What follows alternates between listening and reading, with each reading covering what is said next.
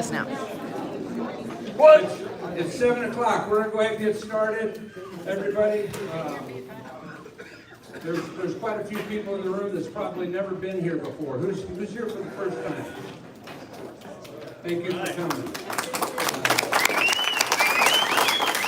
I know that Donna invited the women, the Republican women, High Noon Republican women. I appreciate you all being here. It's very important that we keep this room full. It's very important that we keep everybody abreast on what's going on in our county. So, a little bit of history. We the People started in 2020 when the rioting was going on in downtown Kansas City. My friend and my pastor called me up and he goes, "Chuck, aren't you the president of the gun club?" And I go, "Yeah." And he goes, "Don't you have a hall where people can meet?" And I said, "Yeah." And he goes, "We need to get people together." And that's how We the People started. We didn't have a name. We had probably 15 people in the room. The next month we had like 40. The next month we had like 80. The next month we had 40 again because the Chiefs played on Monday Night Football. Now, there's a game going on tonight, but our age didn't care for soccer anyway. So we're good. A few things that I did wanted to address is if you want to be on our email list, there is a sign-up sheet up here in front. We don't send you an email every day. Donna sends one out maybe 3 or 4 a month just to keep you all up on what's going on. There is a donation bowl there to help us keep rolling here.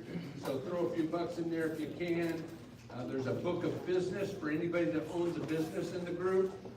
We need your card. As long as you want to be part of We the People, we want to promote your business. We just think that it's good that we're promoting alike businesses. So it's called the Book of Business. It is up here. We'd love for you to be involved if you own a business. Back here in the back, we have a table of books. You know, I know a lot of you take walks around the block and there's a little deal that says, take a book, bring a book, take a book, and people can read a lot of books and bring another one back. We have Miracles in American History, 32 Amazing Stories, and American Patriots Bible that are free. There's 2 boxes back there that are free. So be sure to take a book. The lady gave them to me a while ago, and I can't remember her name. Crystal. Who was it? Crystal, Britton. Crystal. Yeah, she brought them here. She said they couldn't stay, but they're here. She wanted everybody that could get one, get one. And I have to do this. This hall is a hall rental. We can rent this place on a Monday or a Wednesday night for $200. It's very inexpensive. In fact, Carolyn Caton's got it rented for July 15th. Where are you, Carolyn? She just walked out the door. Okay. Carolyn's got it rented for July 15th for a fundraiser right here. So it's a very inexpensive place to rent if y'all are interested. Now, during the winter time, it's Monday, Tuesday, Wednesday, or Thursday night. But during the summertime, it's just Monday and Wednesdays. I'm going fast. They have a league night on Tuesdays and Thursdays, so there'd be no parking. We have had as many as 350 people in this room. We've had governors of Missouri. We've had people running for, United States Senate. We've had people in here, doing all different types of things. We've had doctors.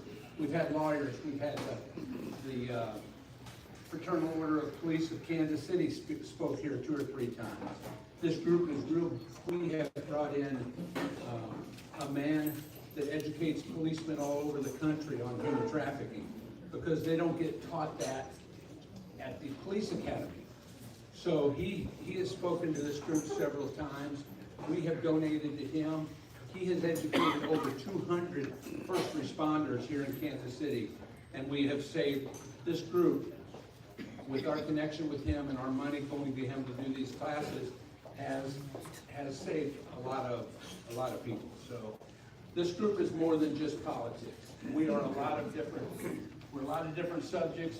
We cover legal, health, security, politics, drug trafficking, human trafficking, police, education, race. Where's Ron? I saw Ron in here a while ago. Ron, you still in here? Oh, Ron, everybody's leaving. But we cover a lot of subjects. We have great speakers come and educate us. So we're going to get started with the Pledge of Allegiance. So if everybody can stand up and remove your caps and hats.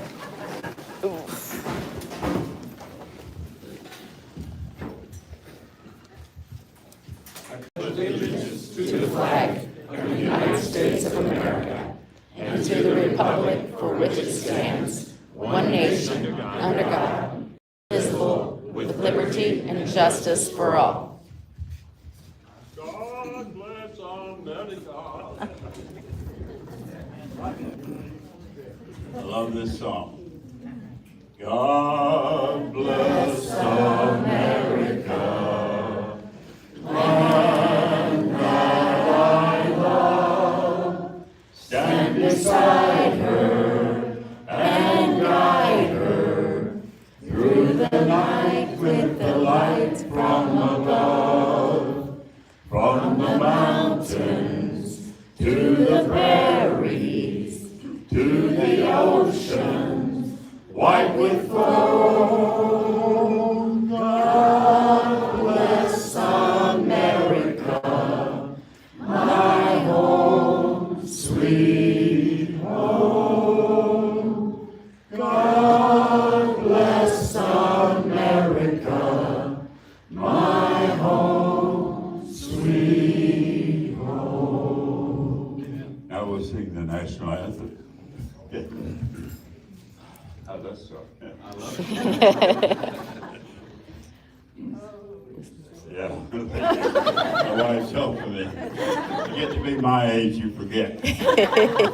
Oh, Say, can you see by the dawn's early light what so proudly we hailed at the twilight's last gleaming, whose broad stripes and bright stars through the perilous fight o'er the ramparts we watched were so gallantly streaming, and the rockets were glare, the bombs bursting in air, gave proof through the night that our flag was still there.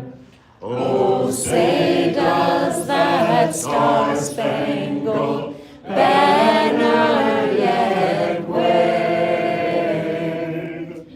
o'er the land of the free and the home of the brave?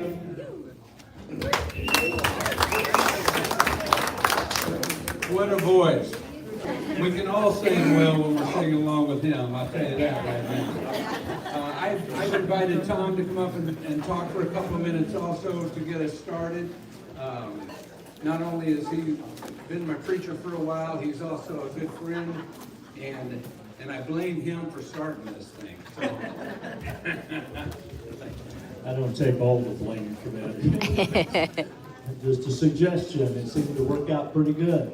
Well, good to see everyone. I hope you had a good, safe 4th of July. And I want to share just a little bit out of Psalm 33 for you. And just talk for just a second or two about the importance of where our focus ought to be as a nation. It says in verse 8, Psalm 33:8, let all the earth fear the Lord. Let the inhabitants of the world stand in awe of him. For he spoke, and it was done. He commanded it, and it stood fast. The Lord nullifies the counsel of the nations. He frustrates the plans of peoples. The counsel of the Lord stands forever, the plans of his heart from generation to generation. Blessed is the nation whose God is the Lord, the people whom he has chosen for his own inheritance. And I know most of you understand that that was originally spoken to the nation of Israel, but it also can apply to anybody, a nation, or a person, individual, or a family who will honor the Lord and make the Lord their God. And I just want to say this, we're going into another big political season this fall, and we're going to be talking about a lot of political issues tonight, and I know most of you are aware of this, but a nation can have its politics right, and if its relationship with the Lord is not right, it's still not going to be blessed, and it's still not going to work out in the long run. And we can vote in all the right candidates, we can get all the right amendments passed, and that's good, and we should work towards that. But as a nation, we need to turn to the Lord, and we need to look to the Lord for His help and His deliverance. There's a lot of forces going on. I know you're aware of what's going on with the sudden resurgence and increase in the interest in socialism and communism. Seems to be developing a lot of momentum in our country, and that's a concern. That's the Antichrist's governing philosophy. And we need to be aware of that we can't coexist with that philosophy. And the only thing that's going to break that is the Lord. And so we need to just have our hearts tuned to Him and be in prayer for Him, and also be in prayer for our politicians and those that are leading us. Let's pray. Heavenly Father, we thank You tonight. Thank You for all these that have come out. Thank You, Lord, for all these that are going to share with us on these important issues. We pray that You'll give them wisdom and clarity of communication as they share these very important aspects that we're going to be voting on. And Lord, I pray that You will deliver this nation. I know the enemy would like to destroy this nation, to rip it apart, but You have a better plan. And I pray, Lord, that You would be victorious. In Jesus' name, amen. Amen.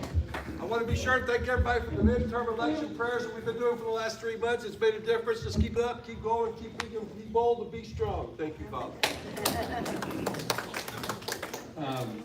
Also, there's cookies over here that need to be eaten. So I will bring them every month as long as they're gone at the end of the night. So just want to let you all know. Donna, a week or a month or two ago, we got the group together, all the directors. We talk about how we're going to do the next few months. We do this on a regular basis. And Donna suggested that we put together a night where we go over all 5 amendments. And I've had a lot of people asking me about them, and I go, come to We the People Monday night, we're gonna be talking about them.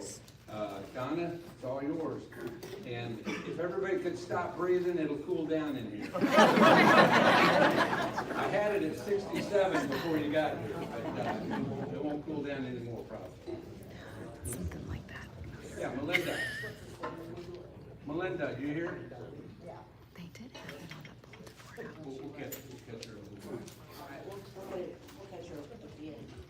Thank you, Donna, for being bold and strong. Thanks, sir. All right, thank you all for coming. I'm also the person who sends out the emails.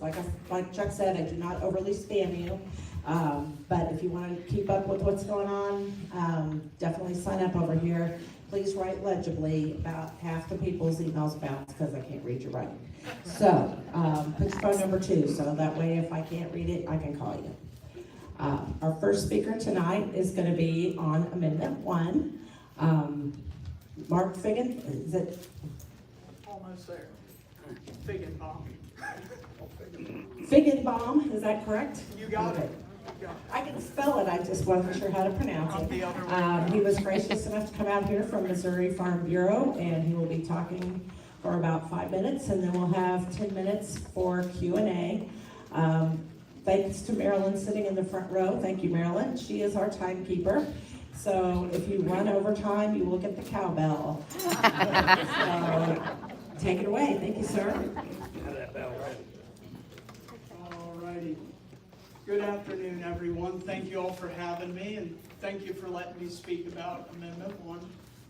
I'm Mark Figgenbaum with Missouri Farm Bureau, and Amendment 1 is the renewal of the Park Soil and Water Conservation Sales Tax. So a little bit of history about this program is it started in 1984 when Missouri was dealing with an erosion crisis. So it was the most soil erosion that we were seeing in the nation.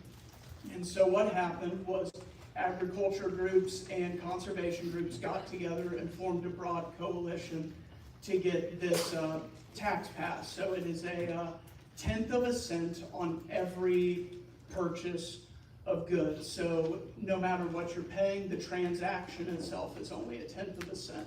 The average person pays about $10 a year on this. And what it does is it creates a fund that's split 50-50 by the Department of Natural Resources. Half of it goes into our state parks, so it maintains upkeep and things like that, as well as a lot of museums, which are also kind of considered state parks.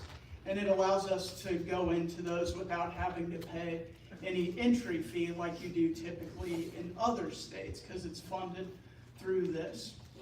And then on the other end, on the agriculture side, it funds vital conservation voluntary cost share programs. And so what these are is they're these programs that are administered through your local county soil and water conservation district. Every single county has one. They're typically staffed by a couple of people, and a big part of what they do is they help put together your cost share plan. So let's say that you have an erosion issue and you want to ensure that you don't have a runoff problem in the water, you don't want to lose topsoil, you want to be judicious of your resources. You work with the staff there to put together a conservation cost share plan. And then with that plan, you take it to your local county soil and water conservation board. These are elected farmers in your local community who are knowledgeable in soil and water conservation, and based on your plan, they determine if it's a good use of these funds. If they think that it's a good use of them, they'll approve it, and then you are eligible for a cost share to help you implement these things. If they don't, then you have to pay for it yourself. And so what this allows is it allows people to be good stewards in situations where they may struggle to afford these types of programs. When this program was first enacted in 1984, a few years later, folks in my family needed some terracing done to reduce runoff because we wanted to ensure that we had soil for future generations as well as keeping our water clean. And so we had applied for a cost share program and were able to get access to some of these dollars to ensure that we were being good stewards of the land, and we would not have been able to afford that otherwise. Typically, these voluntary programs work a lot better than regulatory, because with regulatory it's costly, it can run people out of business, and it keeps people from doing the bare minimum because it gives some buy-in and some pride in what you're trying to work on. So this has been on the ballot numerous times. So it was initially put into place, and then 2 years later, the legislature determined that there should be a 10-year sunset so that voters get the opportunity to determine if this is a good use of funding. So it has passed every year since it's been implemented with a growing margin each time. Last time it got very close to 80%. We want to ensure that this program is still available for future generations. We think it's a very good program. Just to clear some misconceptions that we've been coming across, there's a lot of folks who confuse this with the Missouri Department of Conservation sales tax. Totally different tax that does not have a sunset. We don't get to vote on that. We have a lot of folks who probably would love the opportunity to vote on that, but unfortunately this is just, it's a separate program. We want to distinguish the two and not get our lines crossed. And so that's what I have for you. I appreciate you having me, and I'd be happy to take any questions. I got a question on the mission to the parks and everything else. Do they charge people from out of state? I gotta pay everywhere I go. I want some people paying to help us. So they don't charge for entry, but like you still have to pay for campsites and things like that. So if you do go to a park and you want to camp there, you would have to reserve the spot. And so folks do have to pay for that, but yeah, it's an open system as far as entry and exit. What's the amount of money? What's that? What's the amount of money you have to deal So with? typically it is $10 per person that you pay, Total obviously. state, Hmm. all over, that everybody contributes. So it's not, because it's based on consumption, right? So if you spend more, then you pay more into this. If you save more, you pay less. And so on average, with the total revenue collected and then divided per person, it's roughly $10 per person every year that goes into this. What's the total revenue? The total revenue, I actually wrote that down. It is $136 million that goes into this annually. And then someone had their hand raised in the back, yes, sir. Is there a minimum number of acres that you have to qualify for that program? That's a good question. I would assume there's probably some stipulations on like what kind of acreage you're dealing with and what kind of project, but that's a question that you could reach out to your local Jackson County Soil and Water Board or staff, the folks there, and they would be able to determine that for you. Another interesting thing, I looked into this before coming here, your all's local district also has resources that they provide to classrooms for like soil health and things like that that aren't typically available in other places, which I thought kind of interesting. Yes, sir. So do our county representatives respond and interact with our county local, or do they do it through the state as far as the Department of Natural Resources? So the Department of Natural Resources only handles the park side, aside from the distribution to each county for that 50-50 split.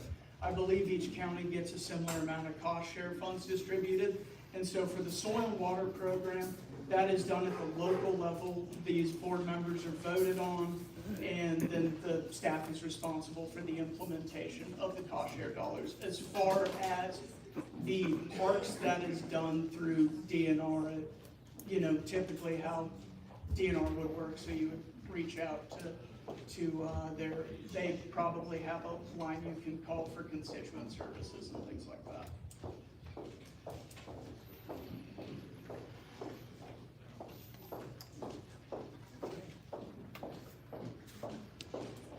I got another phone fact I forgot to say, but with this program, we've saved 194 million tons of topsoil, which is enough to stack I-70, Kansas City to St. Louis, 54 feet high. So it's been very successful. A lot of other states are trying to get a program like ours because of the coalition we've put together. You have agriculture groups and conservation groups working together, which sometimes we don't always get along, and it's also one of the few that has such a fair split between us, and so it's a great program. It's been very successful, and we hope you can vote yes on one in August, and I really appreciate your time.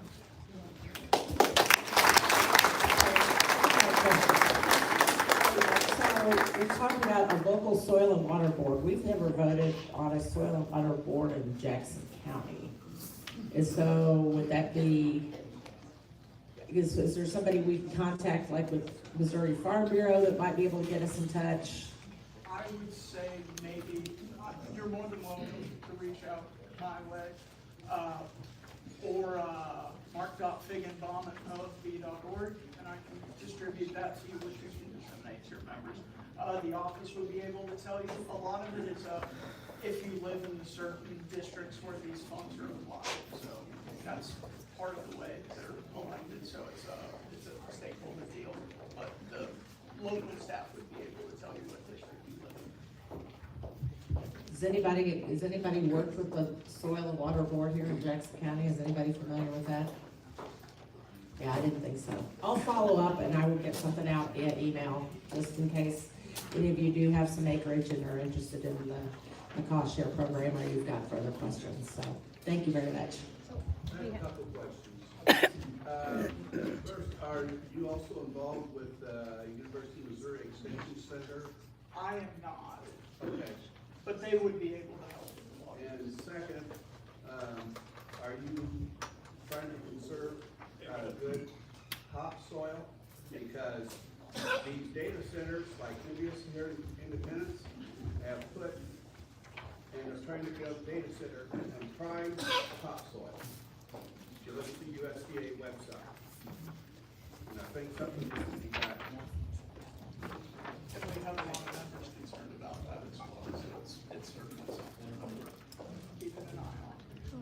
we are gonna stick to our schedule so that we will have about 15 minutes left at the end of the evening. So if you've got one-on-one questions, I believe Mark's available at the end, so thank you.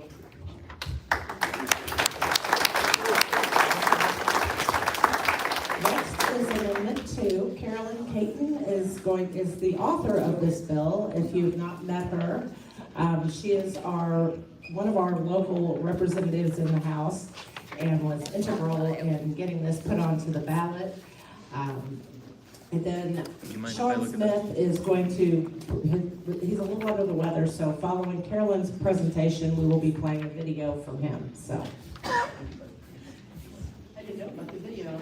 Yeah, so really gonna give him a hard time. This was like 4 o'clock today. I was looking forward to that. Well, he's not speaking. This is gonna be really quick.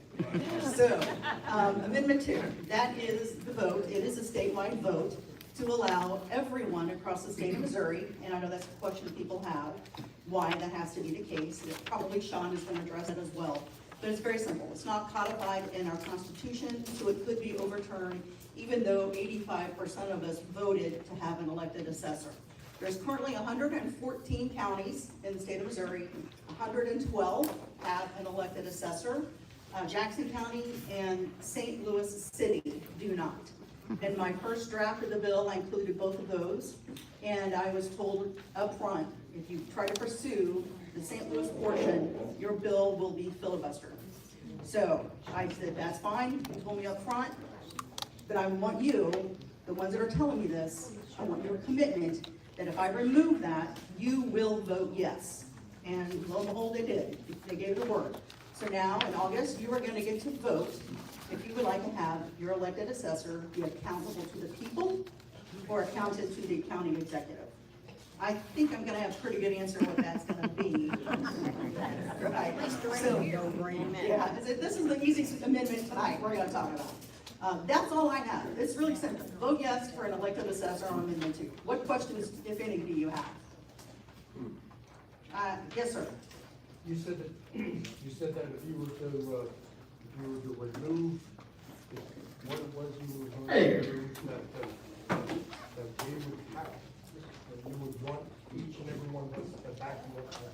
Right. So in the House and in the Senate, there were representatives from the Kansas City area and senators from the Kansas City area that were going to filibuster if I did not remove St. Louis City. So I chose to remove them so that we could move forward. We've been trying to get an elected assessor for over 20 years. And so I feel very honored and blessed. Jeff Pullman was also a co-sponsor on HDR 3, along with my HDR 23.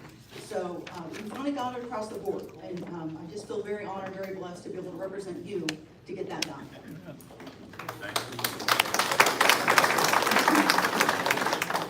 Question? Term length, and is there a term limit? For the assessor, no, we haven't put the parameters around. So, well, and you know, that's another question probably Sean will address, is that, what if a Democrat gets in? Well, we may not be able to prevent that, but what we can do is continue to vote for that person in or out. So, and I think that the next person that takes this job, I think they're gonna understand the ramifications and what can be done. And I think they will be hold true to the people. And we'll make sure we do that. We'll absolutely hold their feet to the fire, period. Yes, sir. Are there qualifications to run other than being a resident? Do you have to have any kind of accounting background? We don't have anything in the actual amendment itself, but we will be working closely with the county executive and some other folks that there are going to be specific qualifications. Yes. Yeah. I'm surprised I had as many questions as I did. Well, that's it for me. Thank you. There you go. Good girl.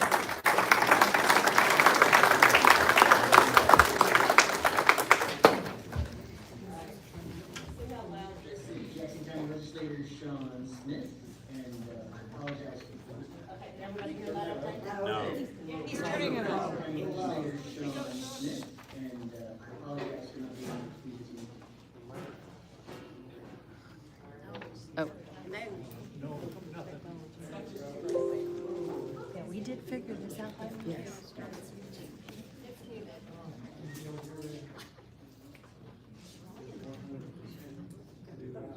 Hey there, this is Jackson County Legislator Sean Smith, and I apologize for not being able to be with you in person. I accepted a rather unusual assignment, and that was to articulate why people should vote no on Amendment 2. But let me talk for a minute about what Amendment 2 is and what it does. Amendment 2 would update Missouri's Constitution to remove a provision that currently exists that exempts only Jackson County from having an elected assessor. So when the language that's in the Constitution now was written, it was written such that there was a narrow band of population where a county had to be a charter county, which Jackson County is, one of a few in the state, and you had to be within this particular population band. I think it was 700,000 to 725,000 at the time, in order to have our charter for. We saw when we put it on the ballot to amend it for over 20 years now. And obviously, we saw when we put it on the ballot to amend the Jackson County Charter, what happened was 85% of people voted yes to amend the Jackson County Charter and force Jackson County to have an elected assessor. Assessors can only be elected in November of a presidential election year. That means we won't vote on who our assessor will be until November of 2028. So why, if we changed our charter, are we also suggesting that there should be an amendment to the Missouri Constitution? And the main reason is because the Constitution has given us that right, and if we don't change it, there's a good argument to be made by lawyers that we have to stick with having an appointed assessor, even though we amended our charter, because the state constitution is superior to our own charter. So let me talk about the reasons you might want to vote no. The first is on principle, and the principle being that local control is best for voters and residents and citizens in the state of Missouri. It's a valid point. And I would say in most areas, when local government is doing well, I very much prefer local control. I'll tell you that argument for me is the most important, because that principle is one that I would generally stand behind. Obviously, in this case, there are reasons that I prefer not to stand behind it, but I do want you to consider that. And I want you to be ready for that if you have folks that live in other counties that might want to understand why they should vote yes on this, or think that they should vote no, is to let them know. We've had that local control, and it has not served us well, and we're the only county that's had these kinds of problems, and we're the only county that has an appointed assessor. So all they have to do is do the math. Anyway, so argument number one, why vote no? I would say is that local control question and that principle of local control. The second argument that I think is maybe relevant is the idea that assessors are more of a professional position as opposed to some place that is truly a political role. I agree that assessors should be professional, and with an appointed assessor, we could, in Jackson County, for example, hire the assessor from Johnson County, Kansas, who seems to have done a good job, from what I understand. The fact of the matter is that if we pass this, only people who live in Jackson County can be our new assessor. So we maybe lose some quality people who might not want to live in Jackson County from being our assessor. And then the final thing is that if we have an elected assessor, there's a built-in incentive on the part of that assessor to deflate assessments, to have them not reflect real market value increases, and that could adversely harm some of our schools and their revenue potential. We just recently had several of the taxing jurisdictions in front of the legislature, and the professionals, the city managers, school superintendents, those kinds of folks, were very much opposed to reducing people's taxes. It's already been ruled by a judge that what we did in 2023 was wrong. What we're trying to decide now is how to compensate the people who were wronged. And the reality is that those professionals who think that it's a one-way street, that they should collect as much revenue as possible all the time to deliver the best services and best quality education as possible. That's gonna be their argument, is that it will cost the schools or taxing jurisdictions money if assessments are deflated because an assessor wants to stay in office. So those are the three big reasons people might vote no, and I think it's important that you be prepared to discuss with people all three of those reasons. Thanks for being here. I will talk to you later.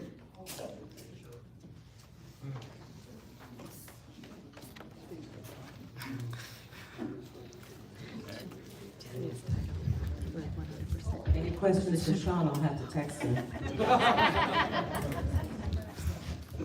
Yes, sir? And that was on Amendment 2? Yes, that was for Amendment 2. The Amendment 2 is the ability for us in Jackson County to elect the assessors. It will pass overwhelmingly here in Jackson County. The concern and the reason that we were talking about it tonight is that I've seen a group called the Missouri Rural Democrats, and they are out there everywhere posting vote no on this. So there's a lot of people in the Boot Heel and everywhere else going, why should I care about this Jackson County thing on my ballot? And I don't know about you, but a lot of times if you don't know what you're voting on, you just say no. So please, if you have friends, relatives, acquaintances, anyone you know, and outside of Jackson County, please have them vote yes on Amendment 2. And don't believe any of the things like Sean was talking about that some of the fans made. I mean, well, Sean gave 3 reasons to vote no. Those are the reasons that are kind of out there.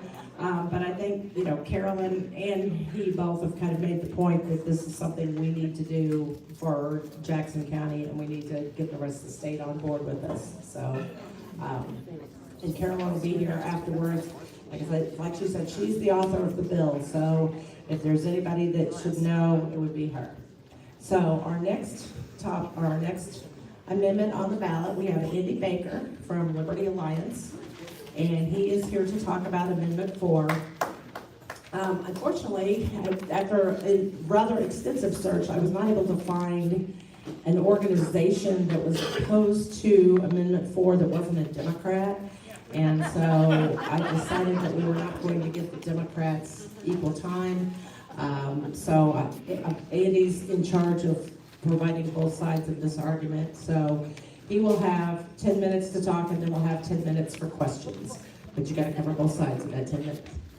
I'll do my best. Thanks, Donna. It's really a pleasure to be here, and I take it as a personal compliment that they couldn't find anybody to argue against me tonight.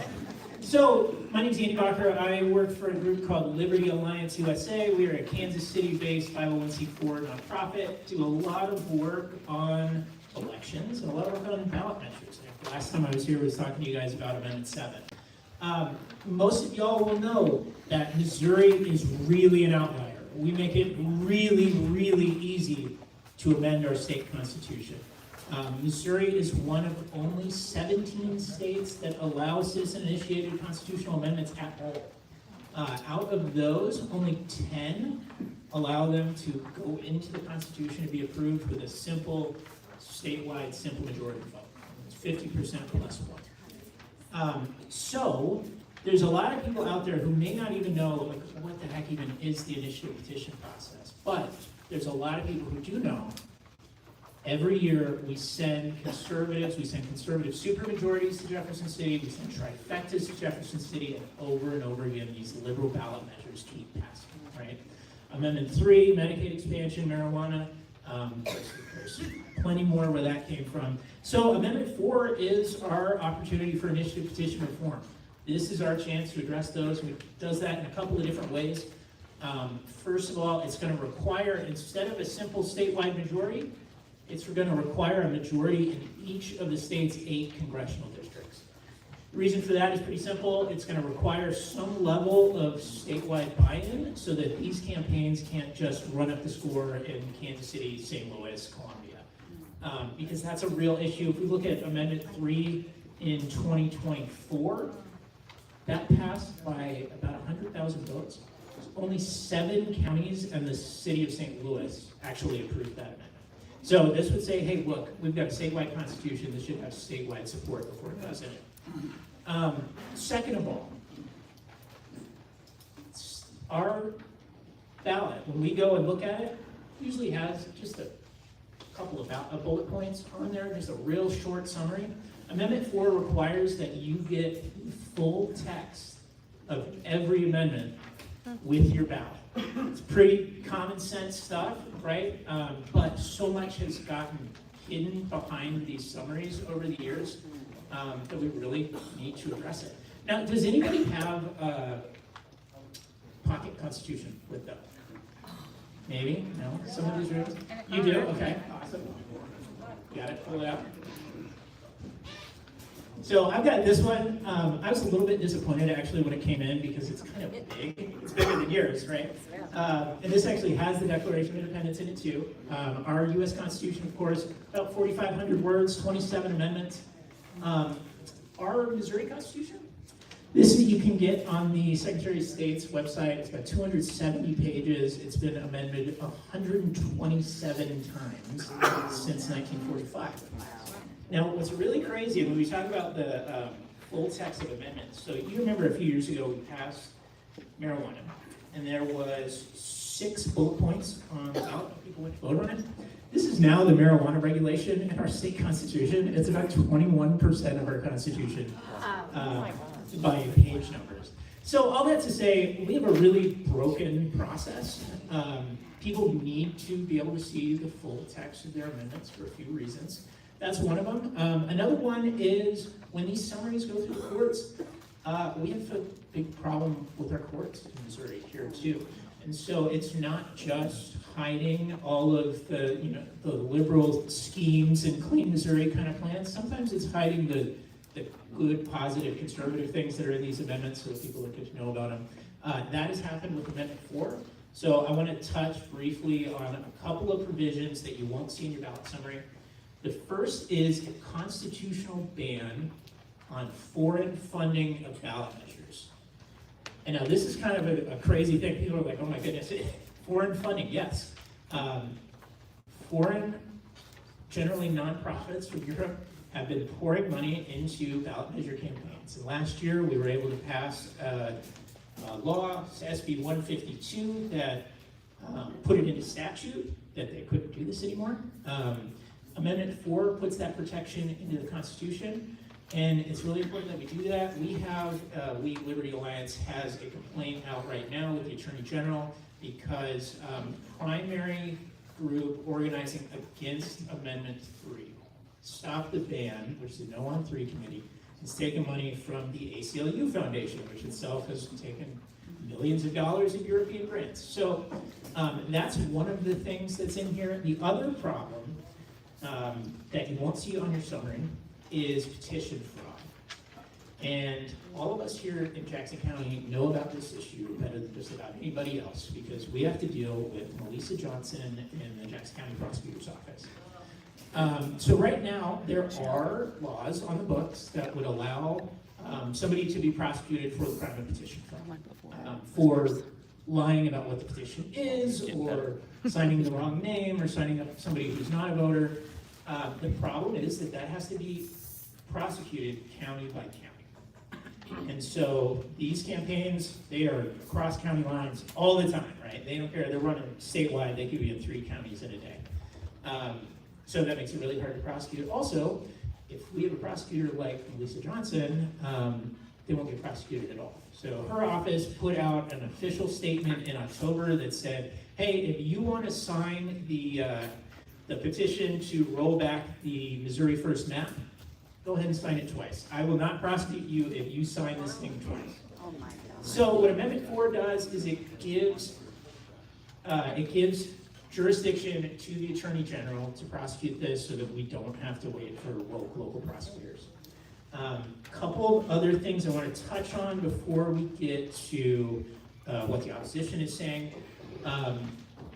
Actually, why don't we jump right in there? So, if the Democrats had showed up here tonight, they would have made a few arguments. One of them is just pretending not to understand how representative democracy works. I mean, you'll see some of this, it's like, why should politicians get to write laws instead of the people? Well, because we elected them for that purpose, to go to Jefferson City, right? Like, this is the entire history of our country and Western civilization. What I think is, just like Sean said, probably a better argument, and it'll kind of span the gamut. And that's just to say that it would be too hard under Amendment 4. So liberals will say, hey, it would be too hard because we really like abortion, and this is our way of getting things done when we can't get anybody elected in Jefferson City. The realtors, who, if you listen to talk radio, this is the main no on 4 ad that you'll hear, right? And what do they say? Is they say, well, in 2016, what they don't tell you is, in 2016, the realtors ran a campaign to basically exempt themselves from the sales tax. And so what they're saying is, hey, if this passes, we wouldn't be able to do that in the future. Now, there are also some people who will position themselves as conservatives and say, I am in favor of initiative petition reform, but this would just make it too hard, right? I want 5 out of 8 congressional districts, or I want 60% statewide, or whatever it may be. And to those people, I'd say, you know what, like, that's great. If we want to go have a beer and talk about that tonight, that's fine. I think that argument really misses the moment. We have some elected officials in this room. Carolyn, Bishop, Joe's here. If Amendment 4 goes down, the last thing that they're going to do is go back to Jefferson City and say, let's run the exact same campaign, just a little bit different, right? Let's try this again and spend all that money just to do the exact same thing that just lost, but a little tiny change, right? And so that's not real life. We would be up here supporting initiative petition reform if it was 60% or if it was 5 of 8. What we really need to do is get a hold of our Constitution. The other thing that is really important, so Amendment 4 goes on the August ballot. If it passes, it will be in effect by November. And so it wouldn't apply to the MAP referendum because that is a statutory referendum. It would apply to the Respect Mo Voters Initiative petition. If that ends up on the ballot, and I'm running out of time, and we'll get up to questions. If that goes on the ballot, we won't have another chance at initiative petition reform if it passes in November. Basically, what that says is is that to change anything passed by initiative petition, including this initiative petition that would lock in our rules, they would have to get 80% majorities in Jefferson City, and that's really convenient because Democrats hold about 30% of both houses. So this is our shot to get this done. If we don't, we are going to be on defense in November, and we could have a real problem. With that, I'm happy to take questions. What did you say your name was? Andy Bacher. Andy, if Ma's rule, or so to say, was really the true issue that we're trying to defeat here, why not just write the amendment so that it reads to be a supermajority instead of this constitution step that feels extremely nefarious to go by districts? Yeah, I would push back on nefarious, totally. So good question. Why did we end up with this? How about that? So why did we end up with this? One thing, the congressional district actually just polls better. It's just a better thing to put on the ballot. What I like about it, and when I'm coming out here and communicating, is it kind of lets me make a positive vision of what we want the initiative petition reform to be. Instead of just saying, I want it to be harder, it should be more, or like, you guys need to go out and get 60%, we get to actually talk about, hey, the goal is statewide support, right? But it's still just a simple majority in each district. So at 51% could still Well, pass yes, a yeah. constitution. And then we wouldn't have statewide buy-in, right? I mean, we can talk about, we can get in the weeds, but, you know, you got an up or down vote here. If you wanna be like Illinois and have a few idiots running the whole state. I'm not sure I caught that, but I did work in that way. Yes, ma'am. Hey Andy, Melissa Thomas with Freedom Principle. You and I are supposed to meet later. So what I've heard from a lot of conservatives is, oh, they're taking away my voice. So my question to you guys and anyone else, who in this room has ever written a petition to go on a ballot? Who of you have ever gathered 100,000 signatures to make sure it can get to the Secretary of State? And who in this room has ever worked to get out the vote for an initiative petition? Thank you. Exactly. Yeah, so if we look at the, So what are you losing? Because you haven't done anything in 70 years good in our Constitution. But the Democrats have a 60% approval rate for all of their ballot measures. Yeah. So that's why I'm going to vote for yes for more. yeah, that's absolutely right. The last 10 years, it's a pretty clear story, really the last 70. I mean, this was a progressive era reform. It has never been a conservative tool. In the last 10 years, there's been 4 liberal ballot measures, Amendment 3, Clean Missouri, expansion of Medicaid, and the campaign finance limits. And then there's been 4 that were industry driven, and that was the realtors, it was 2 marijuanas, and sports gambling. Those are not conservative grassroots campaigns that are being run. Again, only 17 states even have this at all. We're not losing anything. Representative. So as a representative, let me tell you, when our summer caucus and then our, every Monday when we met, we would always say, what are the most conservative values we can pass as legislation? And this one, Amendment 4, is one of them. And we chose to push it as far as we can to make sure that the rural counties, they did have a voice. Because they're the ones that are gonna save us from the silly things like marijuana being in our Constitution, abortion being in our Constitution. So I'm gonna ask, please, vote yes on Amendment 4. I would say, if people are talking about they won't have a voice, well, you still can pass legislation. You just can't change the stinking Constitution every other day. That's why the U.S. Constitution is this small and Missouri is that big. It's awfully hard to amend the U.S. Constitution, I'll tell you that much. Sorry, one last question. This isn't a question really for or against, but as I understand it, the way this is structured, all 8 Senate or congressional districts would have to vote yes for an amendment to pass. Congressional districts. Yeah, congressional districts, right? So given the current makeup, we have essentially 7 reddish districts and maybe 1 blue district.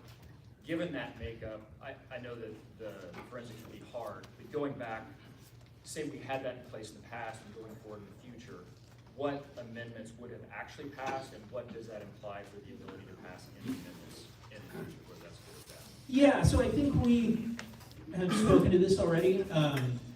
Most of them would have failed. The only one that's being out there being hyped up is the Realtors Amendment because it's the only one that you can kind of spin as being a conservative thing because it happened to be a tax cut, or a tax cap, I should say. But there have never been conservative initiative petitions run in Missouri. 1980, Hancock Amendment. Representative Fowler. Yeah, Hancock amendment was passed, that was back when the Democrats had control, and Hancock was actually done by initiative petition, same with Proposition C. Thank you for the correction. Yeah. Point of order. You know, everybody's sitting down and talking, the rest of us can't hear you. Could you at least stand so we can project a little better?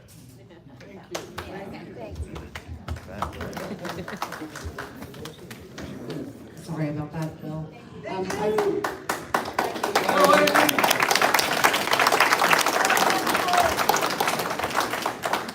I did want to make a point to, there's a website called Open Secrets. It's called, I think it's followthemoney.org.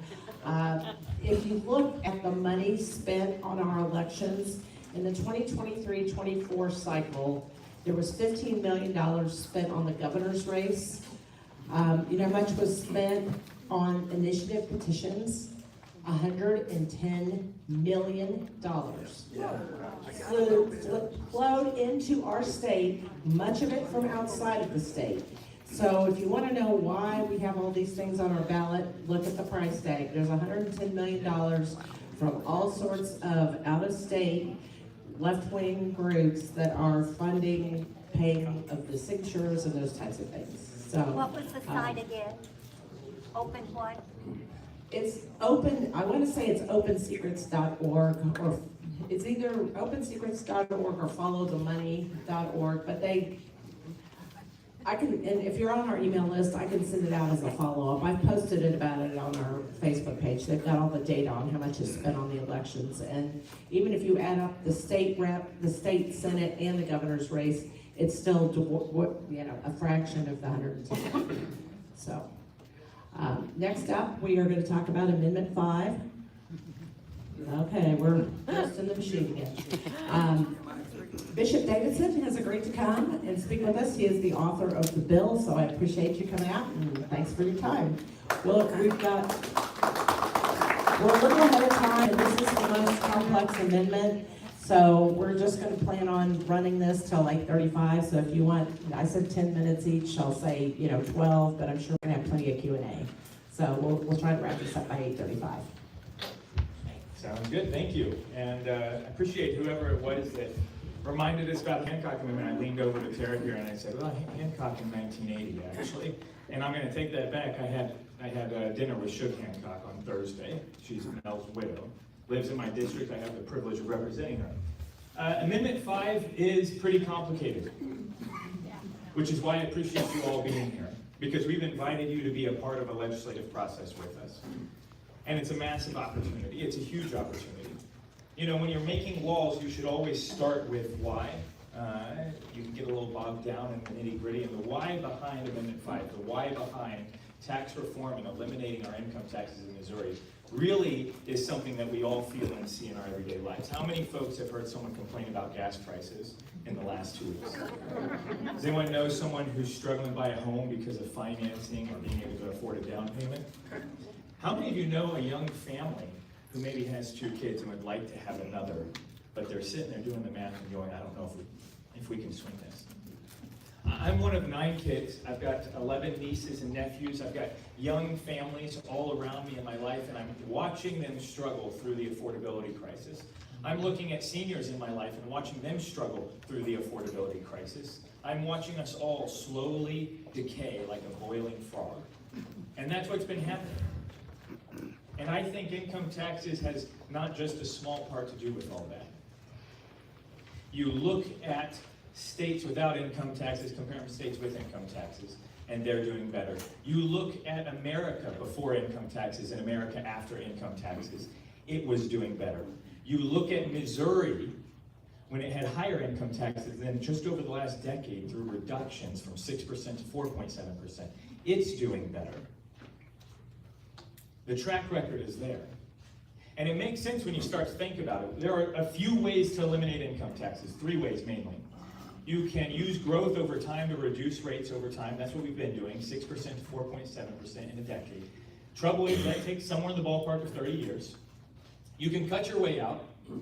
Trouble is, if you were to eliminate all K-12 spending, all higher education spending, and close all 20 prisons we have in this state, fire every correctional officer, you would still be $800 million short. So cuts can't quite be the whole solution. Taxpayers should hold tax spenders accountable. Right? We should always be demanding more efficiency because the government is fundamentally inefficient. And so there is always more dollars that they're spending that they shouldn't be spending.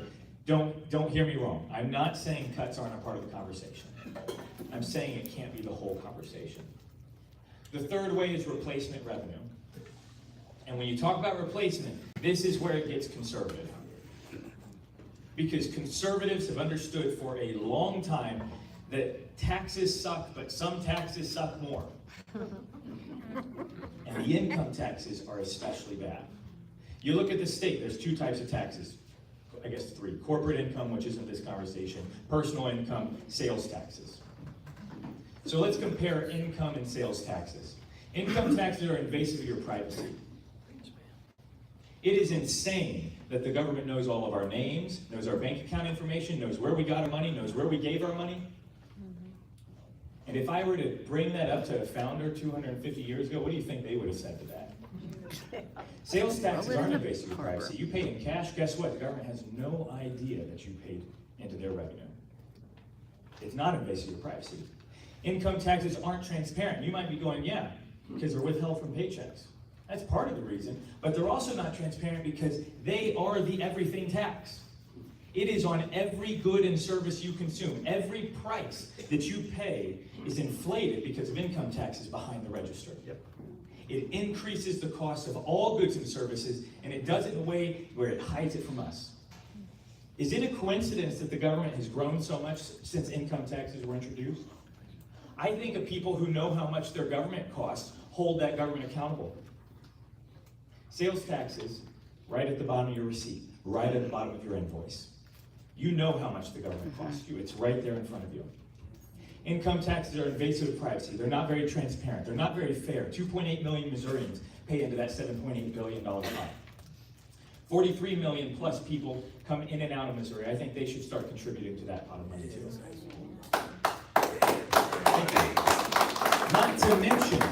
Not to mention the 10 to 15% of the economy that's black market. Guess what? The drug dealer eventually goes to Walmart or wherever it is to buy some things, and they now pay taxes because they're paying sales taxes. Income taxes, they're not paying them. It's invasive of privacy. It's not very transparent. It's not very fair.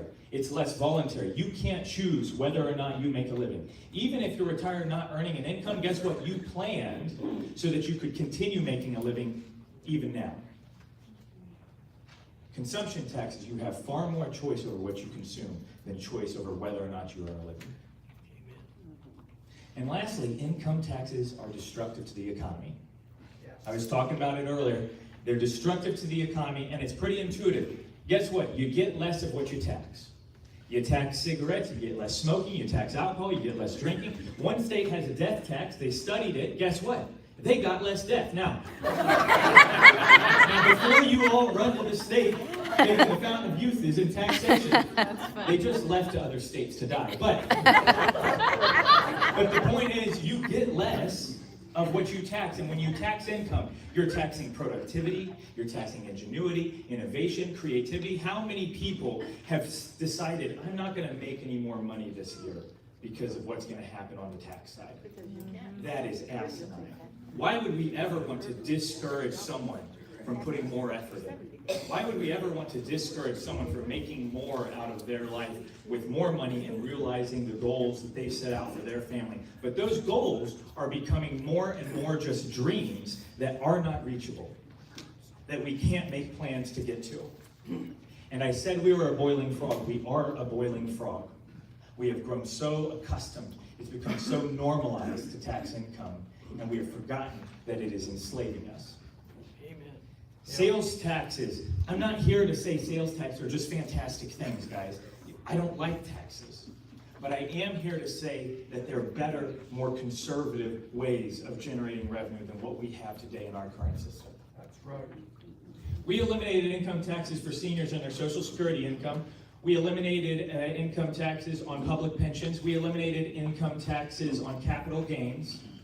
We did property tax freezes across many counties of this state for seniors, and it's those same seniors that know the benefits. They're the first fruit of eliminating income tax. Those same seniors are the ones saying, what about my kids and grandkids? Are we going to do something for them? And I commend them because that is what America 250 is about. Yes, I do. August 2nd is when they sign the Declaration. July 4th is when they agree on the resolution. July 2nd is when they made the Declaration. Right about now, 250 years ago, you had a bunch of founders sitting there going, are we going to be killed? but they were willing to take the risk. They were willing to take the risk for the pursuit of happiness in order to form a more perfect union. Let's go. They are constantly looking forward and thinking about us. And this is our opportunity to think about the future, to think about the next generation.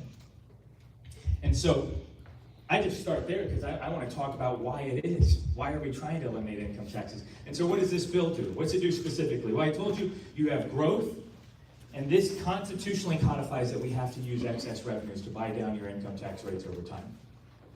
It constitutionally codifies it. It takes a long time, so it makes sure that it's in there. It also says that once it's eliminated, it has to stay eliminated. And the second part is a very guardrail provision. It's the replacement part. It allows, it's not a constitutional guarantee. The first part is a constitutional guarantee.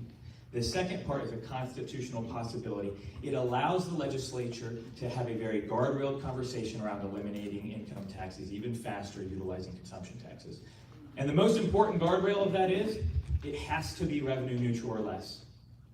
There's other guardrails too, and I hope to hit them in the Q&A, but I want to be mindful of the time.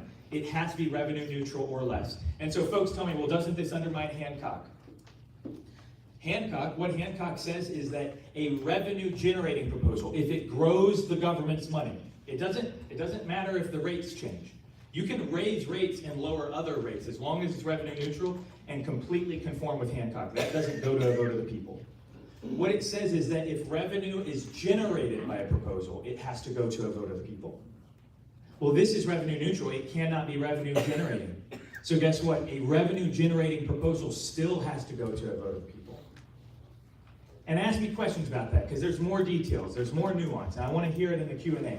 But with the last 2 minutes I have, I wanted to address some of the things that I've seen here. I just want to offer a few minor corrections. It doesn't repeal the parts that aren't bolded. The bolded parts are the new parts. The parts that aren't bolded still remain there. The word substantially equal is a legal term, and I have the definitions that it is substantially, let's see here, identical in magnitude, amount, or number in any material way from the object of comparison, and then containing the essence of a thing is substantial. Containing the essence of a thing, conveying the right idea, even if not the exact detail. So that's the reason for substantially equal. And then on the very last page, we say that marijuana would not be increased on marijuana taxes. That's not what this subsection is saying. This subdivision 4, it's pertaining to how you roll back constitutional sales tax rates. And marijuana is an excise tax. It's not a sales tax, and so it's not a rate on all things. It's a specific rate on one thing, marijuana. And what this is saying is it's not applicable to an excise tax, because if you were to broaden a sales tax base, you roll back the rates of those things which have a broad sales tax rate. You don't roll back rates on an excise tax that is specifically on one single thing. Oh my goodness, 11 minutes and 20 seconds. I'm actually very proud. I talk a lot, guys, and there's a lot that I've left on the table. What I would ask you is, I've been working on this for 6 years. When I first ran, I was door knocking, talking about eliminating income taxes, and I get the apprehension. I actually appreciate it so much. I held this bill up in committee for 2 months in the House, fighting everyone around me, it felt like, because it wasn't good enough, and it did have problems. And I don't really have that much trust, right? I get it. I was there when the gas tax was passed. I spoke against it. I voted against it. So I get it. I get where the distrust comes from, and it warms my heart, to be quite honest. But what I'm telling you is read the language yourself, and in the details, come and talk to me. Come ask questions in the Q&A now or after this, because I'm convinced this is conservative legislation that allows us to make a real, tangible difference for the future. Thank you.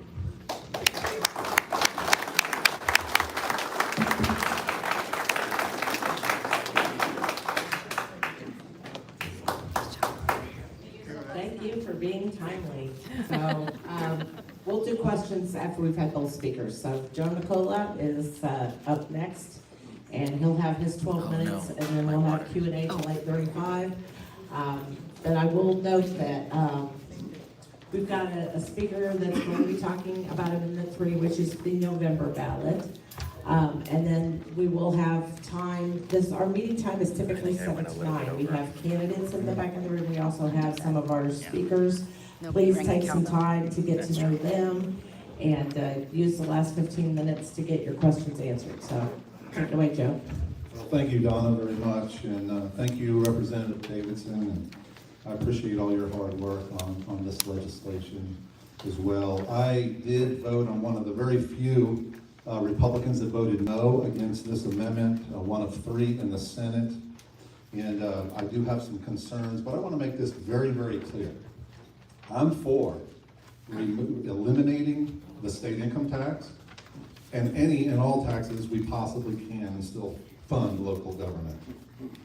My issue is I don't like doing it this way, and I'll explain it. And I think the best way to actually talk about it is to look at the bill itself.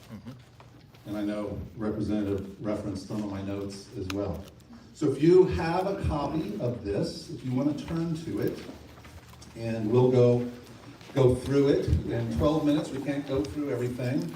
As was already stated, this is a complicated bill. And I think it is a great idea to eliminate state income tax. I would like to see the federal government get rid of the federal income tax and repeal Amendment 16, because that's much more onerous on us than anything else. And actually, that's in the Republican Party platform, if you didn't know that, is to repeal the 16th Amendment. But what's not in the Republican Party platform is anything about the state income tax. And matter of fact, in our Republican Party platform, it says that we will uphold the Hancock Amendment, and we will elect officials that will uphold to its principles as well. So let's take a look at the actual amendment.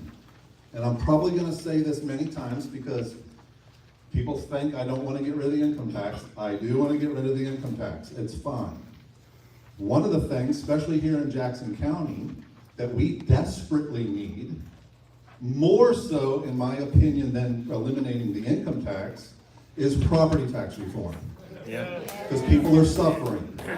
People have already lost their homes, and I've been fighting and working hard for that. And I would like, we went into this session, the Republican Senate caucus, with our #1 priority of property tax reform. Do you know how many bills we got passed? 0. Nothing. That to me is way more important. So let's go through this bill. On page 1, there is 2 sections of Article 10 that are going to be repealed and replaced. What I have in the red brackets, it says current, that's current sections, what's currently law, and then in the bold is what will be new. So if you turn the page, after the first replacement, that's actually really good protections. If this passes and we begin to replace income tax with sales taxes, and we're able to phase it out, that it would be enshrined in the Constitution, that the legislature would never be able to implement income tax again. That's a great thing. If you move on down to section 26, what you see there is current in the red brackets. That is just in regular type.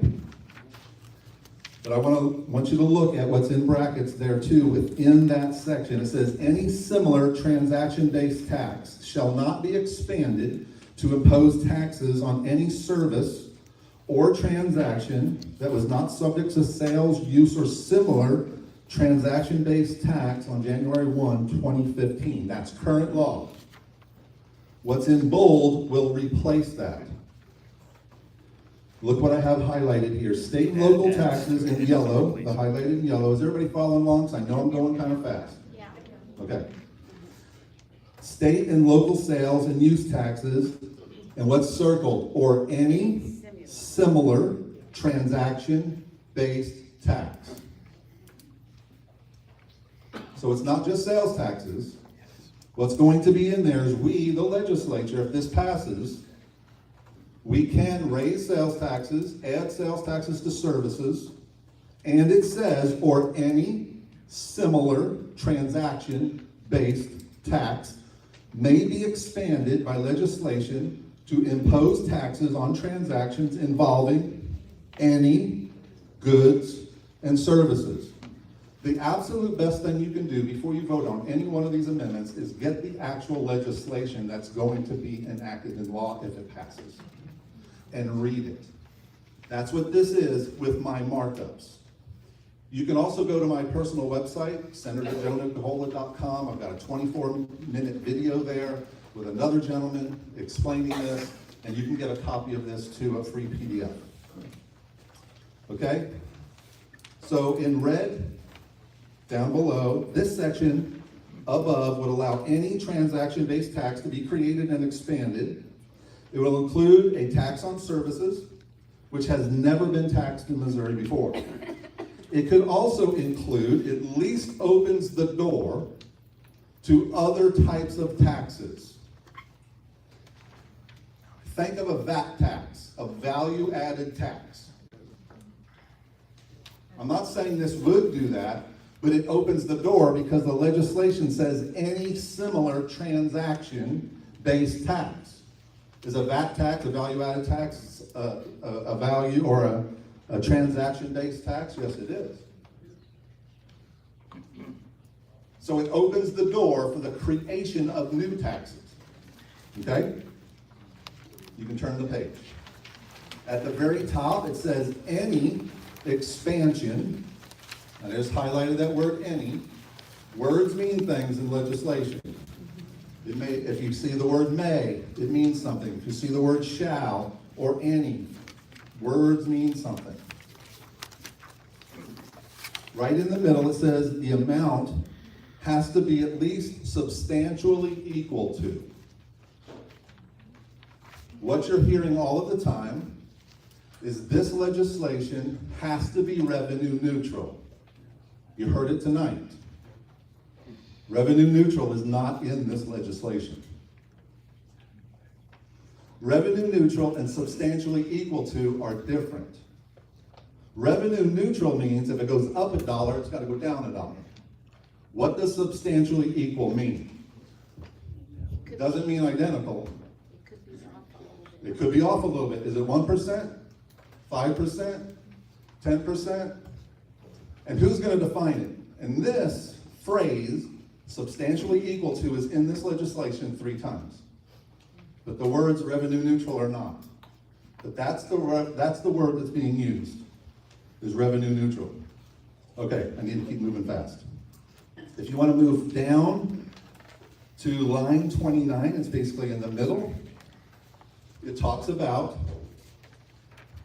if we pass these sales taxes, our municipalities are going to get a windfall because their sales taxes are going up. They're going to get a windfall. They get a one-time adjustment. One time. They don't adjust it every year. It's one time. So essentially, if this passes, at least for the first year, you're going to be paying income tax and a higher sales tax in that first year. Okay, just so you know, because income tax isn't going away right away. But sales taxes have to be added. Then after that first year, once that money comes in, they get a one-time where they can lower that, because you're hearing these TV commercials and these flyers, your property tax is going down. But if you read the legislation, they can choose to lower the sales tax, use tax. They can choose to lower property taxes, personal property taxes, or in the case of like Kansas City, they have an excise tax or an earnings tax, they can reduce that. It's up to the municipalities, and they can do a variety. They can even do more than one. But don't forget, schools, their tax money is protected in this legislation. How much percent of your personal property bill and your real estate is schools? Anywhere from 55 to 80%. That can't be touched. Okay? Just keep it in mind. It can't be touched. Okay, next page. You'll see we circled that again, substantially equal to. Nowhere in this legislation does it say that it's revenue neutral. That may be the intent, but if it is, it should be in here, in my opinion. But it's not. It's substantially equal to. And I'd like to know how, even if this gets challenged, how is the court going to, 2 minutes, how is the court going to determine substantially equal to? Because the definition isn't in here either. The only thing different, if you look up the original bill, is the ballot language, because the courts changed that. This is the new ballot language. So, a vote of yes, if you vote yes, what you're doing is you are handing over your taxpayer protection for 5 years to the legislature to devise a plan to begin to phase out the income tax.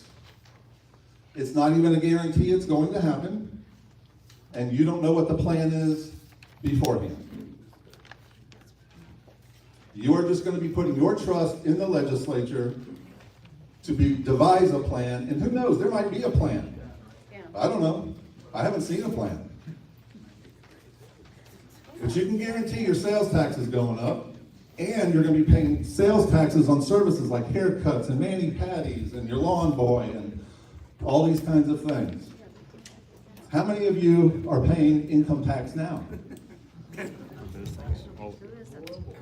No, there's a lot of hands that aren't up. Another thing that is not being said, when you pay income tax, you get personal deductions. They don't talk about, add your personal deductions in there to see. You know how much income tax I paid last year, state income tax? Between my wife and I, $500.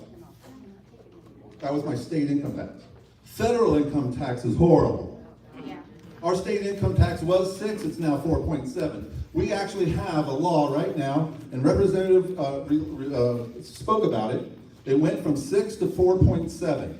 The floor is 4.5.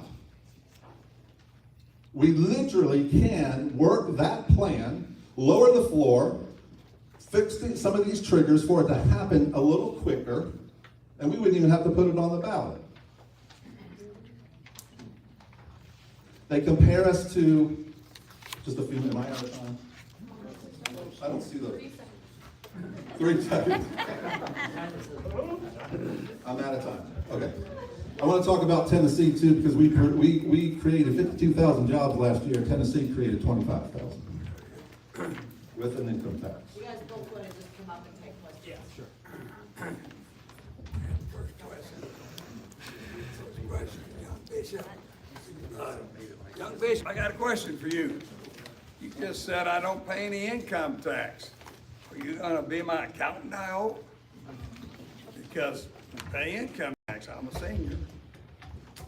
Lady here says she pays income tax. So what are we missing? On Social Security. What, could you please restate that? I'm sorry. Well, it's not all of them. By the Social Security, they took some of it off. That don't mean you're not paying it off. But it's still on your other income. So you're saying, well, even on the federal, it's not all of it. It's not. It's just a deduction. They try to tell you, and that's political points. I say, yeah, we got rid of your tax on it. No, you didn't. Oh, on Social Security income? Yeah, I know how to add and take a little calculator. I'm paying. Oh, I see what you're saying. You're saying that Paying it's not income eliminated, it's exempted, is what you're saying on Social Security income. Yeah. Is that what you're saying? You got other money you're paying. The Social Security is just a certain exemption. A part of it could be. Vote But at yes any on rate, this and we make sure that it completely goes away. But I want to make sure I answer your question actually. Is that? yeah, that's what it is. Yeah, there's still income tax for a lot of Yeah, it's a Social Security exemption, it's Social Security income. It helps. Yeah, okay. exemption. Yeah. All right. Not an elimination. This passage would codify all such eliminations. I was gonna go get my money back. Thanks for telling me. So, right now, the state income tax is capped at 4.7%. And I'm a senior, retired, fixed income, so right now, I mean, I don't think I pay the 4.7% because I'm not in that bracket. However, if it goes to a sales tax, okay, if you can guarantee us that our sales tax is not going to go above 4.7%, we could probably get on board with this, but I'm afraid that the seniors, we're gonna get crushed. So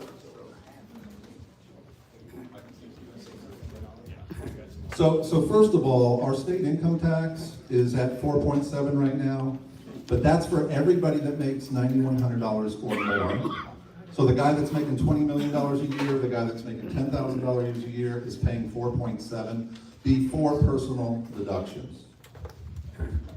But to put maybe some real precision to your question, when you're asking about sales tax rates and things like that, by broadening the sales tax, you can eliminate the income tax in 2032, and you can do it revenue neutrally. Now, I don't know if we'll want to do it revenue neutrally. I know for my part, I'm going to be arguing for, hey, this needs to, I think we could afford $1 billion cut at implementation myself. I'd be happy to land a $200 million cut, but I think the legislature, if Amendment 5 passes, I think there should be those of us who are fighting for it to be a real tax cut, in addition to a tax reform. But if you were revenue neutral, you're limited in 2032, and you brought in your sales tax base, you're looking at a 4.97% sales tax rate. It's currently 4.225. Where it lands at the end is probably between 5 and 6% total rate. Why it matters, though, in terms of how it impacts a person on fixed income, those who are concerned about on fixed income are usually purchasing more goods, which is where the sales tax is currently concentrated. I left part of my statement there, which kind of affects it, is that at this point, it takes pretty much every dollar we get. We're not saving for the future. So right now, whatever money we get, we pay 4.7% on. But we're going to spend all that money, and then it's going to be sales tax. Yeah. And that's the unknown that. Well, and I'm trying to give you some known. You know, it's a mathematical equation that you can just reverse engineer because of the guardrails that are specifically in this bill. Substantially Equal has a long legal precedent in patent law for hundreds of years, in IRS law for hundreds of years, or in tax law for hundreds of years. It just means that it doesn't have to be the exact dollar, that it's not like, right? But it is substantially equal. And so that's where that terminology comes from, by the way. Yeah. If that was so true, then how come we're still paying taxes on schools when you first came out with, if you all agreed to buy lottery tickets, open up gambling casinos, that was to lower our school taxes. I haven't seen it lower anything in my school taxes. They still want more money. I wanted to speak one more time to the revenue neutral, because this bill is very clear it's not revenue neutral. Because when the municipalities get a windfall from these sales taxes, they only have to give 97% of it back. They get to keep 3%. That's not revenue neutral. I just want you to know what's actually in the bill before you vote. Vote yes, vote no. I'm not here to try to convince you to vote no. I'm here to try to inform you of what's actually in this legislation. And we don't know what the plan is going to be. Okay, so you're not voting for a plan. You're voting for the possibility of having some sort of plan. And the way it looks right now from this bill, it's a tax swap. It's not a tax cut. But I agree with my representative friend, and I'll be right alongside of him if this passes. We need a tax cut. We are spending way too much money, even with a supermajority of Republicans. The governor mentioned it just recently. The auditor came out and said we're $1.7 billion short. And that's the other thing I have. Let's get our spending in control. Let's get our budget in control. Let's get property taxes lowered, and then let's work on income tax. Let's have those who are spending our taxes, let's keep them accountable. And I think the best way to keep them accountable is through a transparent tax code. Gentleman in the blue, I think, was next. Yes, thank you. I have two parts to the question. You didn't mention the income tax versus the sales tax, when it's going to be placed on labor and services. So when you get your car worked on or your boat worked on, that tax is going to be implemented on the labor. Labor is about 65% of your expense on your bills. And what about the infrastructure? What's going to take care of the infrastructure when you delete a part of the percentage of the taxes and implement it? So is that going to be made up through the sales tax, or is there going to be other bonds, issues, and other taxes implemented? That's because Missouri Department of Transportation already spends 61% of their income on labor and subsidies not even being able to provide the services that we need. So is there gonna be a windfall on that? Or do you have a plan? No, He no. says this is a projected outlook, but there's not a plan proposed in that. I mean, there is a plan. I'm actually, and if I had more time, I would explain every single tiny nuance detail. The thing is, you don't want marijuana in there with a full plan. You don't want a 100-page tax amendment in your Constitution either. This is a framework, which is what the Constitution is supposed to be, a framework that creates a directive, and a clear directive at that, and creates boundaries for the legislature to operate within. The truth is, value-added taxes, the legislature could currently do value-added taxes right now, without voter approval, as long as they did a reduction in the income tax, they absolutely could. We don't, because there's literally 0 states that do value-added taxes, and I mean, every lawmaker I've ever talked to absolutely despises them. You know why? Because they're taxes on production. Taxes on consumption are the thing which are more fair, not taxes on production. Value-added taxes, just like an income tax, slightly different because it doesn't have quite the same invasive privacy piece, but it's still destructive to your economy. Gentlemen, back here. Okay. Yeah, so I just wanted to know if there was anything in Senator Nicholas' talk that they wanted to address. I think I've addressed some of it with the value-added tax piece. Yes, there is. There's just a lot here. There's just not much. There's not much time to have this conversation. I think the big thing that I would probably point out is that the revenue neutral piece is in subdivision 2, and it doesn't say the words revenue neutral, but it says that the offsets have to be in the same piece of legislation. And so you're not with sales taxes and income taxes. It has to be in the same legislation that those reductions actually occur. What he's talking about is in subdivision 3 relating to local legislation. It says 12 months from the effective date for legislation. That doesn't mean that you have a sales tax being paid at that point in time. Now, I think there will be advocates in the legislature to say that. Certainly, I do. But I know that I'll be advocating the opposite and saying, let's do it just like the state and reduce them at the same time that we're increasing them. And then as far as them getting to choose which tax rate, it specifically says that it's in the manner provided by law enacted by the General Assembly.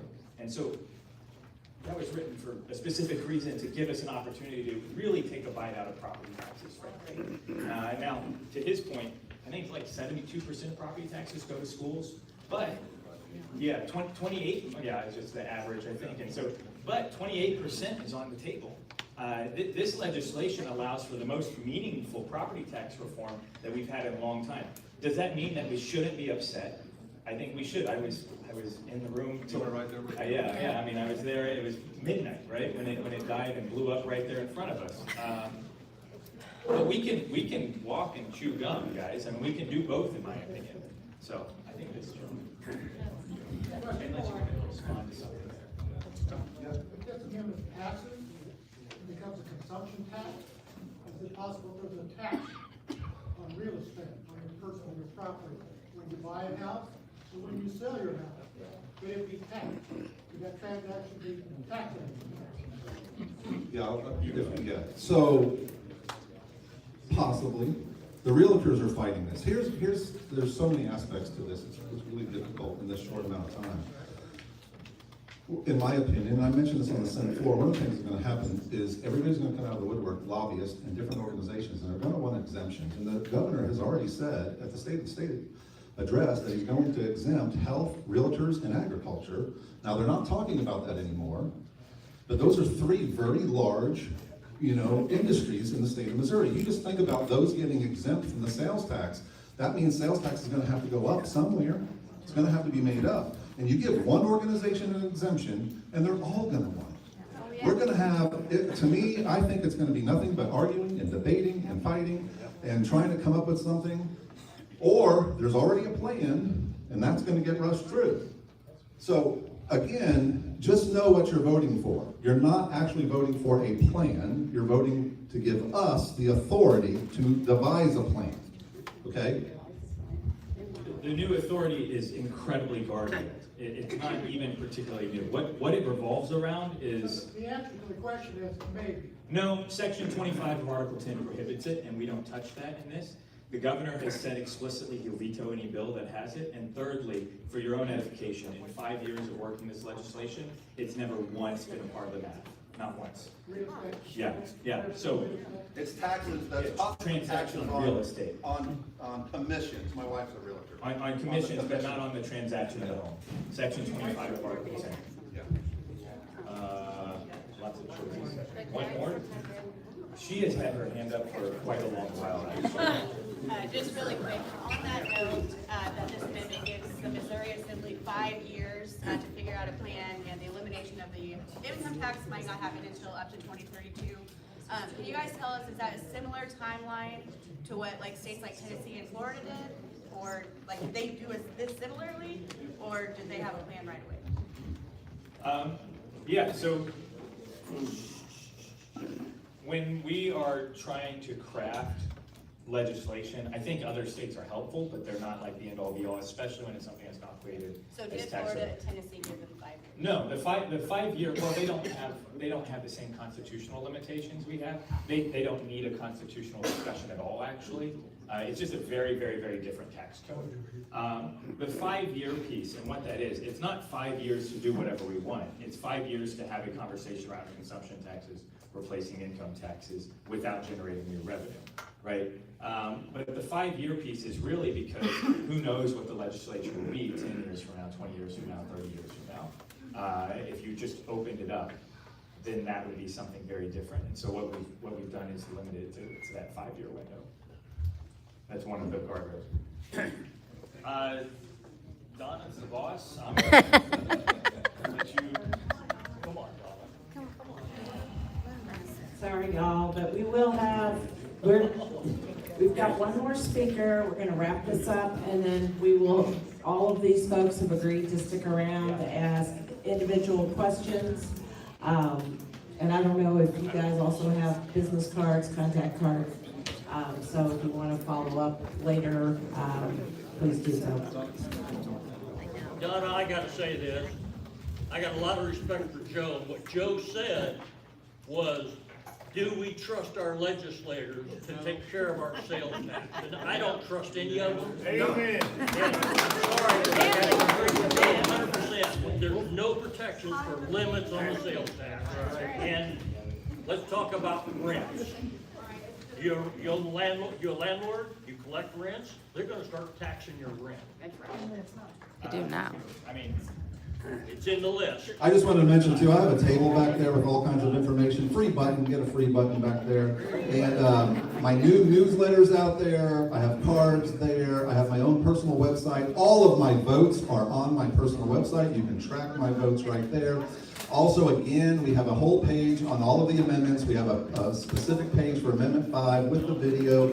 The document I was going over that you have, you can get that on there as well. Thank you, Donna, thank you so much. And Representative, thank you for doing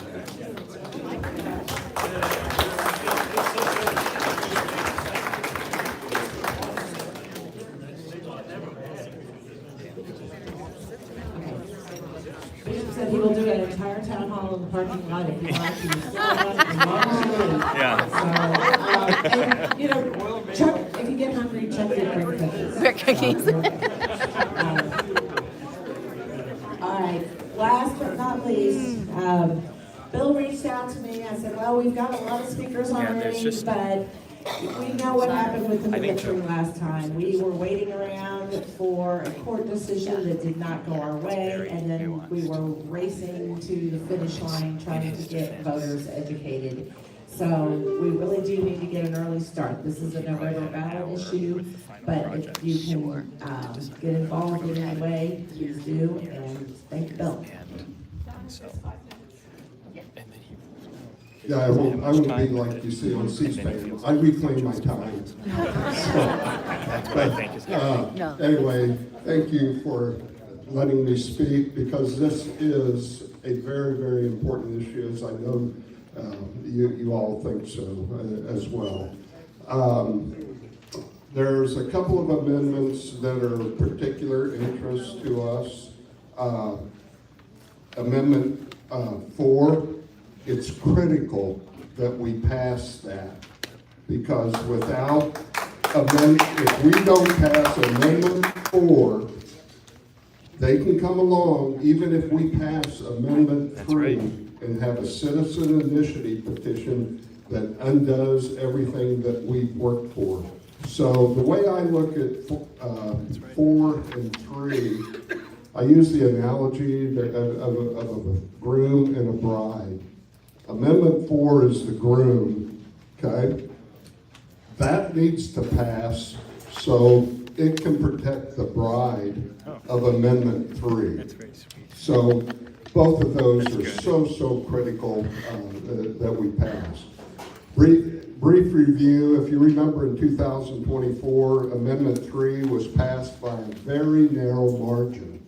And I feel that we were late in getting our messaging out to people, and because they didn't know everything that was in there. I mean, you know, some of the more onerous things that were in there, it allowed abortion on demand up until, as I say, the last toenail past the birth canal. I mean, that's absurd. It removed all parental rights as it related to decisions for their children, regardless of age, including transgender issues. Okay. But enough of that. So we're going to change all that. And this is the year we're going to change it. So on your way in, on your seat, there was some information, various materials explaining Amendment 3 and what it will accomplish. I have a table back there that has all sorts of information. And please stop by and get it, because I'm going to ask you to get educated on this subject. And don't talk to the person sitting next to you, because we know which side of the equation they're on. But when you leave here, go out amongst your peers, go out amongst your church, go out amongst your neighbors, and talk to them. Explain to them what Amendment 3 is going to do. And the literature does a much better job than I could do to sit up here and try and go through point by point. But one of the big things is returning rights to the parents, okay? It's not going to allow the killing of these babies, okay? Missouri went from one of the most conservative states as it related to abortion to one of the most liberal overnight. We gotta change that. So, what do you need to do? Well, we've hired a consultant at Missouri Right to Life, and this is an off-year election. So off-year elections are typically low voter turnout. So we've got to get our voters to turn out and to vote. So how do you do that? Well, one way is you can pick up the information back, some of the information I have back there. The yard signs, we have yard signs, put those up. My wife's holding them up back there. So you wouldn't believe the influence that you have on other people. So a yard sign, we have these little magnets that can go on the back of your car. Take them off if you're going through the automatic car wash, because my wife already lost 2 of them. But so what that does is not only does it indicate that yes, you're for this, hopefully it gets somebody to stop and ask you a question, okay? And then you can educate that voter. So that's the way we're going to grow this. I saw my 1 minute sign there. I have as many of these as you want back there on the table. Please stop by. If you belong to another social organization, if you, a church or whatever, and you want a speaker to come in, let me know. My business card is on there. Get in touch with me. Either I can come in or somebody from Missouri Right to Life can come in. We will talk at anywhere, anytime, any place, because this is so critical to us. Let me see what else here. How much time I have left? So about 1 minute. My contact when I was preparing for this, I thought, 2 days ago, we celebrated the 4th of July, okay, which the signing of the Declaration of Independence. 2 years before that were the shot heard around the world, Lexington and Concord. Those people put their life, their treasure, everything on the line. Do you think they ever thought we'd be living in a country where it was okay to kill a baby? So that's our challenge. We're going to defeat this thing, but I need your help. Please, please, please, get out amongst the community, spread the word. We're going to end this evil this year, pass Amendment 4, so that when we pass Amendment 3, it's in our Constitution for the rest of our life. Thank you.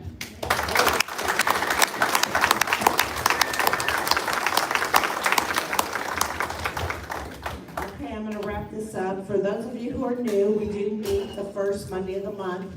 And also wanted to note, if you're a member of High-Need Republican Women, please stand up, raise your hand, wave. So, I'm